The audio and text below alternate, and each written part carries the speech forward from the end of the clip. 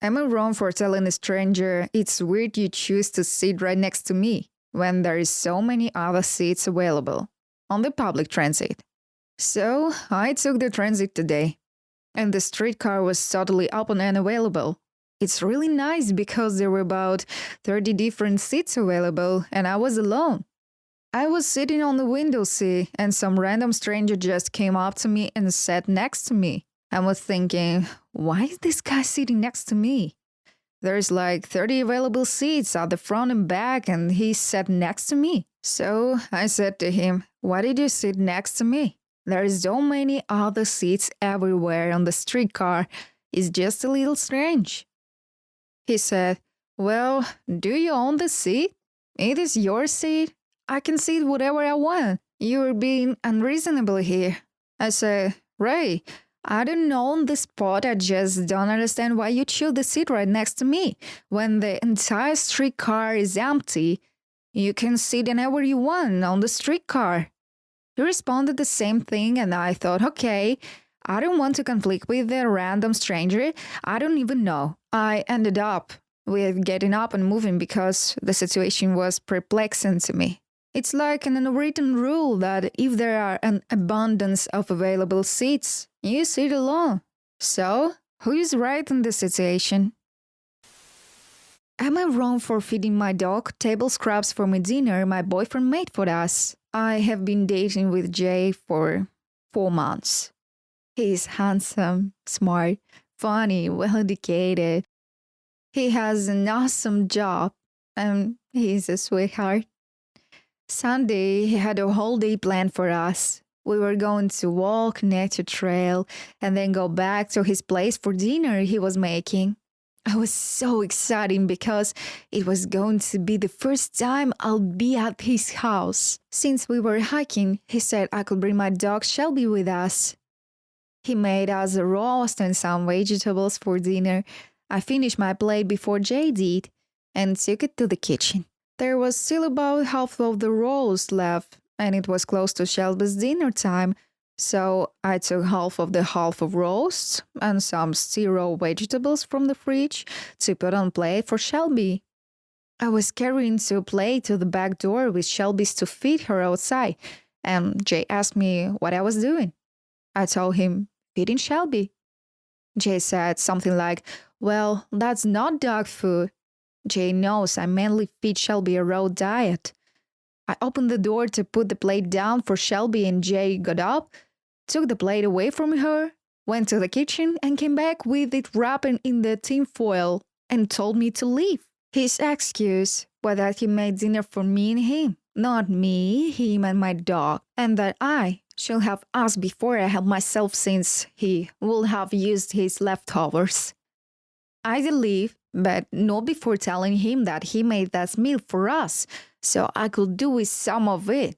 And I pleased, and he knew damn well how I feed Shelby. I tried to talk to my friend about it later, but she said Jay was right to be upset. This friend has never really approved of how I treat my own dog, so I feel like she was probably a bit biased and the wrong person to ask. And also clarification. She does not get restaurant food daily. I eat out maybe 4 times a month. If what I eat is dog safe and the restaurant makes food for dogs on request, then I bring some home for her. Shelby's daily meals are a bit of brown rice, raw vegetables, and ground chicken hearts and beef livers. The hearts and livers are boiled just enough to kill bacteria, and that is all with the approval of Shelby Sweat. I asked Jay how he prepared the roast so I could know if it was safe to give her. That's also why I got her fresh, unused vegetables from the fridge. So guys, what do you think about it? Jay or me, who's right? AITA for not feeling sorry for my homeless parents and not offering my house for them to stay or help. My parents had me at the age 15. My whole childhood was hell. They never put me up for adoption or anything like that because my grandparents will help, and every time the CPS was triggered, they suddenly become the best parents in the world and blackmail me to lie. But the reality is I lived alone most of the week. And at the 8-year-old, I already know how to make myself a meal. And by myself. While my parents were partying, traveling, drinking, or fighting. When I was 15, they fell in love again and had kids like rabbits. So they had 3 boys, 15, 11, and 9, and 2 girls, 13 and 12. I left home when I was 18-year-old. It hurt in the bottom of my soul to have to leave my sibling, but I could stand it, and I had no financial condition. At 24, I passed a public contest that pays me very well. At 25, the CPS contacted me saying that they had taken away my parents' custody of all their children and asked if I was able to take care of the last one. They were looking for relatives. I said I will take care of everyone. I know it's not my responsibility, but a part of me, I always wanted to get them out of that, and only now I had a good job. My house is not very big, but my husband and I, he also wanted to, were able to accommodate everyone, and we are not so tight financially.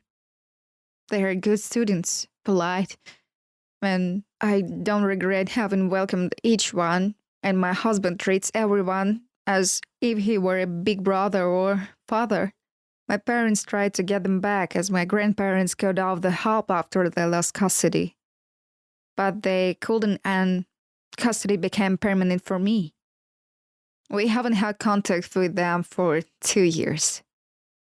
My father's sister called me these days, saying that she was shocked seeing my parents as a homeless person asking for money on the street.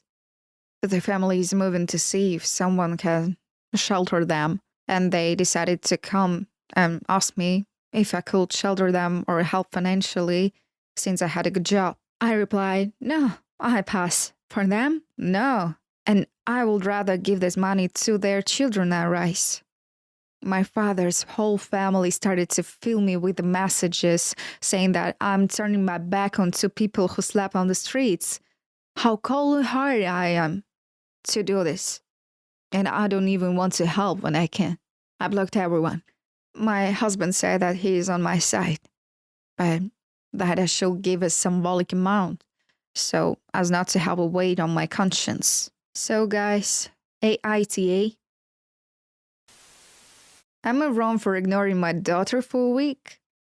I have a daughter. She is 11 with my ex-girlfriend. We broke up before she was born, and I know that it was my fault because I was an awful boyfriend and I cheated on her and other things, but I've changed. She didn't tell me about my child. So then I accidentally found out about her and suspected that she might be mine. And I got a DNA test to confirm.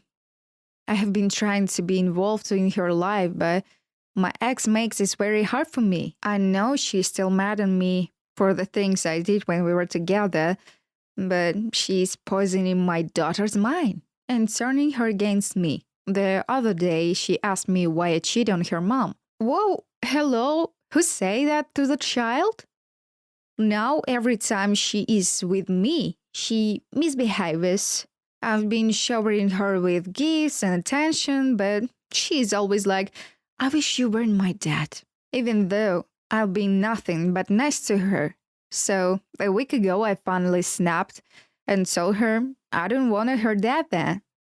I still prepared food for her and took her to school and made sure she has everything she needs, but I didn't give her gifts, didn't play with her, or talk to her for a week. My parents says I'm a bad father ever, but I think it was good for her. What do you think about it? AITA for telling my niece her dog is not comparable to my child. I lost my 15-year-old daughter in car accident last year. I have not been able to clean her room or go into it. So it's the same as it was when she was alive. My husband doesn't go in there either, and we kept the door closed. I don't go anywhere except work anymore. And while I'm in the therapy, it isn't helping very much. My niece is 17, and he's always been extremely empathetic to animals, but unempathetic to other people. Her dog passed away 2 years ago, and she was very torn up for months, but has completely moved on now. Last week, she came to stay with us for the night, and my husband made her a bed on the couch. She asked why she couldn't sleep in the guest room, and I told her confused, "We don't have one. We live in a 2-bedroom house." Niece said that she thought our daughter's room was the guest room now. I explained that we hadn't been able to change anything yet. And she rolled her eyes and said it was a year ago and we needed to move on. When I started crying, she tried to apologize. And I think in an attempt to relate, I said she had taken the loss of her dog very hard, but got over it within a year. And I screamed that my child wasn't a dog. My husband came in to moderate and ended up telling my niece to go home, calling an Uber for her. I haven't spoken to her since, but my sister reached out and said I was being unreasonable and had made niece feel like a monster. I didn't mean to upset my niece, but I feel that she was completely out of line. What do you think about it?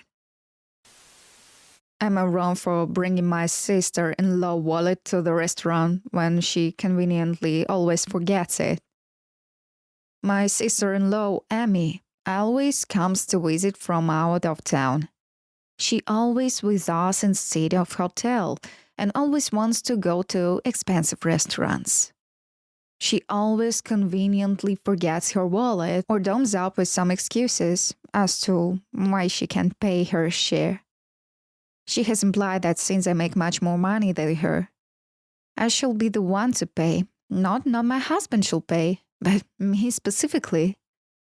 I do make a fair amount of money, but not so much that I can get treats someone every time they came into town.